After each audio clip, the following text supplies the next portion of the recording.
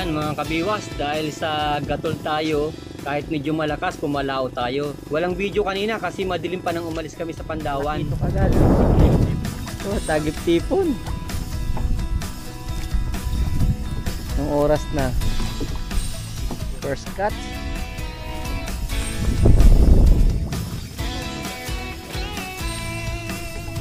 Nayang pa yan. Buti ko yan.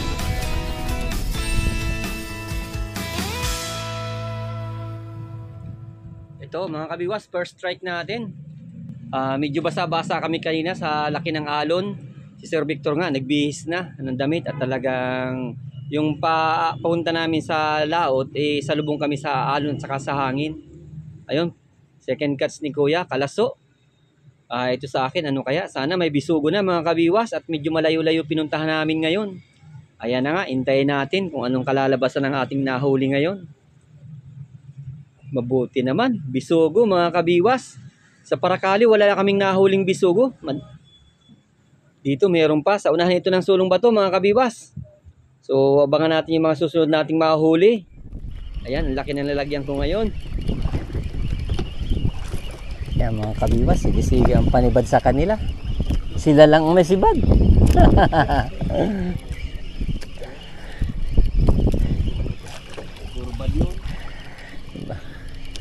Masarap din ba yan? Ano?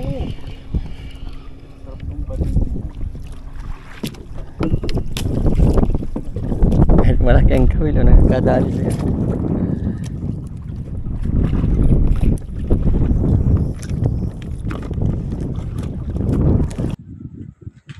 Ang lalaki ng pain namin ngayon mga kabiwas.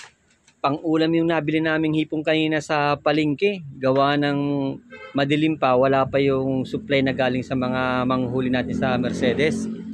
Pinatulan na namin at pag wala kami nahuli, sisigangin dapat namin ito. Medyo may kataasan ng presyo, 350 ang kilo. Suwahi. Hindi pa man yata. May malaking kalaso talaga. First cuts uli sa second spot. Umalis kami dun sa huli at madaming kalaso. Awan ko dito kung kalaso pa rin. Ay, magaganda ito, may putian. Gulo na yan. Putian, saka isang bisugo.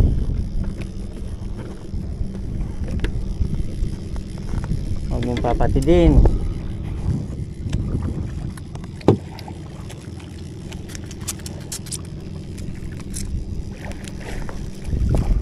Puno.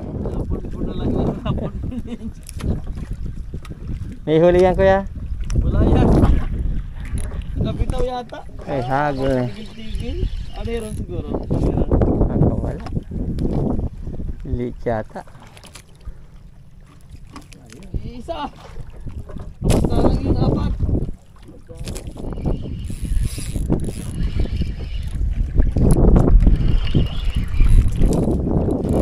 Yeah, may nasabitan lang yata ako, nagbigat. Sir, di na ganyan? Hindi naman, ay baka butiti ito.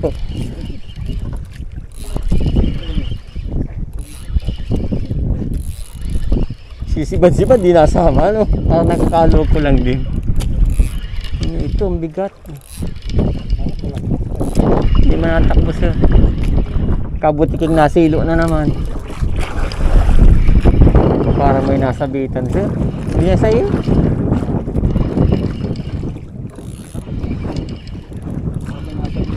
Halutang na oh.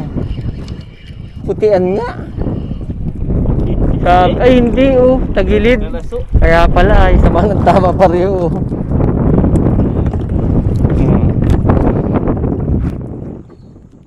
Inabot kami ng malakas na ulan mga kabiwas. Basa-basa kami kanina. Medyo nagidilim pa ngayon ang kalautan pero at least sumisibad pa rin yung bisugo. Kadali ng panganay.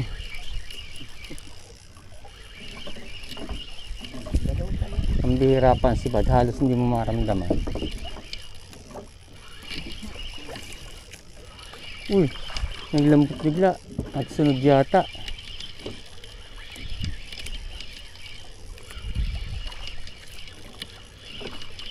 Kachamba ng ihawin. Tapos butiki pala. Ay! Talagang ihawin. Ang kabigas oh. Kinaing ano oh. Ang kagandahan oh. Kawil. Urago dito. Dalawa agad ang sunggaban.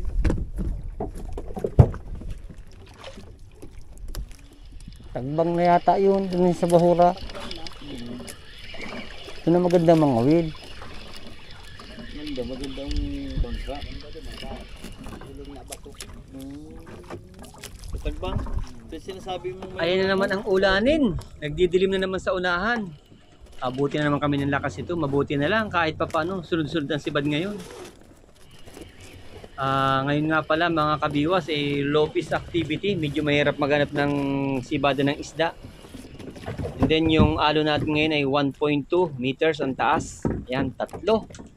So medyo maganda itong spot natin. Sa parting kaliwa ng laot medyo maliwanag, pero sa kanan medyo madilim. Kaya may ulanin na papalapit sa amin. May lugar dito na mga kalaso o butiki ang naninibad. Pag napasama pa, mga butiti. Kaya swerte mo kapag ang natapatan ng iyong spot ay itong mga bisugo tulad nito. Ayan, may butiti sa hulihan. So ganyan ang sitwasyon natin. Medyo hindi na ganong kalakihan yung mga naiwan ng mga nagtutrol dito. Kaya tsatsagaan na lang natin. Yun, nakahuli si Pading Israel. Ayun na, kulay puti. Dalawa. Malaki nga. Malaki. Oo, sugo. Ay, 3 pala. 3. 3, yan mga kabiwas. Okay. Dalawang malaki. Kaya pala. Buset. Mix na yan. Buweseta ka. Sugo pa rin ano. Hindi na tayo nakahuli ng ibang klase ah.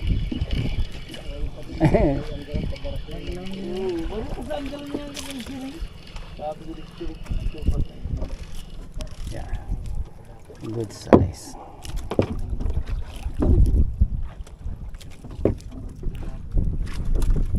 Jampo. Nilulunito. Ganun po rin. Yes.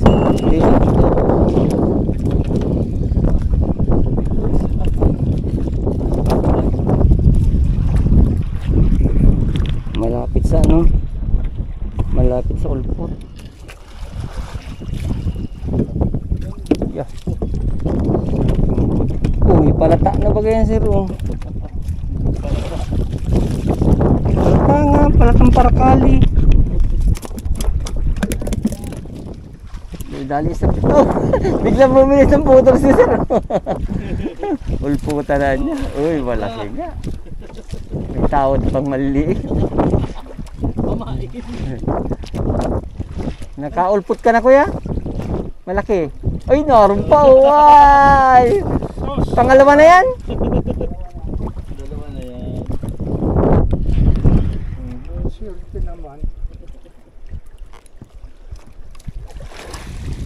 Nadaanan na pala natin sir.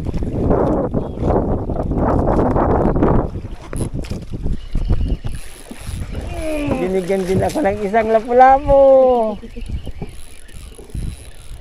Ito. Oh, kung lapu-lapu ito. Kung kailan pa nag-ahar siya sa sir, malam. Magkakauling. Nakapa.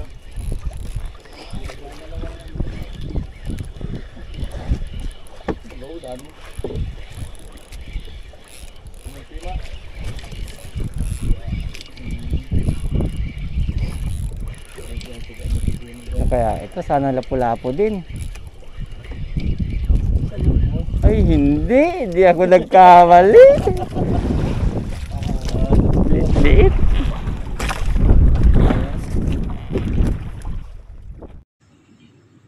Mamarkingan natin itong spot na ito mga kabiwas, gawa ng nakalinyada ito dun sa aming ulputan dito sa unahan ng ng sulong bato.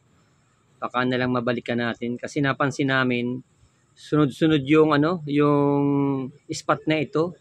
Parang meron siyang linyada ng mga ulpot papunta sa may Butawanan. Kaya maganda kung ma-spot na natin and then pwedeng balikan sa next na fishing adventure natin mga kabiwas.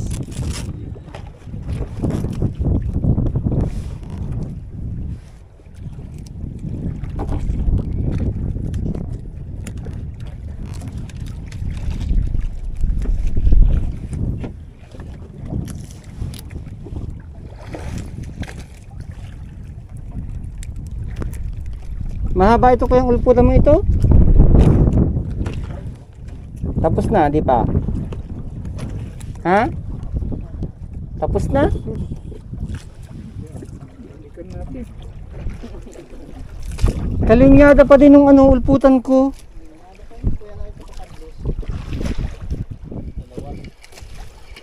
Ayun, lalaki oh. Ito yung nadali ko.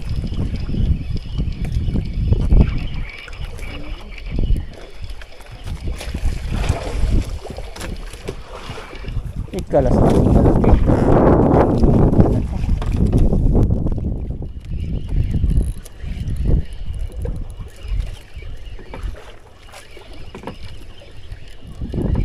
Laki yatang kalasuli.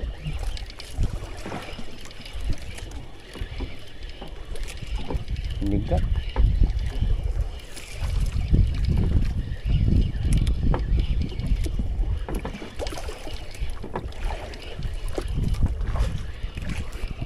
Yan, tatlo.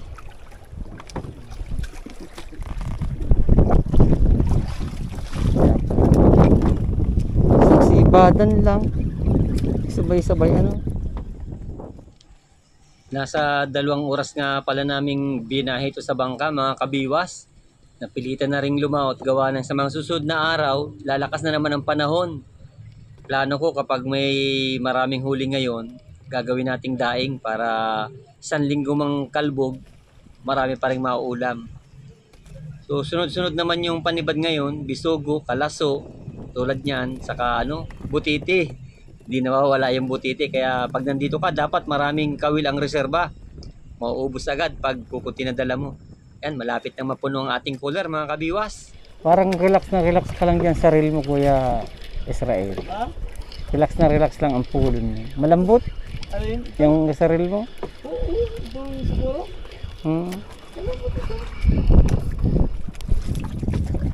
Ang laki oh. Pauwi na agad kami mga kabiwas. Mag-aalas 5 na. Medyo didilim na. Salamat nga pala sa mga masugid na taga-suporta natin. Hanggang sa muli mga kabiwas.